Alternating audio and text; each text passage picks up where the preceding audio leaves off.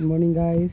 Aga akong gumising dito at pinakuhaan ko na yung aking nagawang speaker box para may kabit ko na rin yung mga speaker niyan. Pinareward ko na yung video dahil medyo mahaba yung pagkakagawa ko. Nandyan pa yung batang makulit.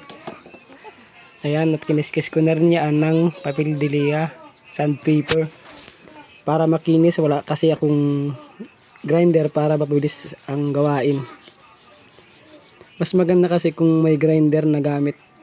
Kaya wala ko noon, sandpaper yung aking ginamit.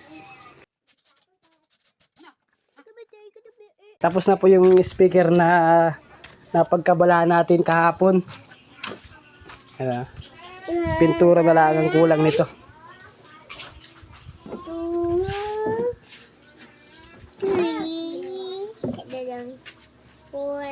Medyo hindi maganda ang pagka-ukit. Pait ang gamit dyan, pait lang ang pagbilog.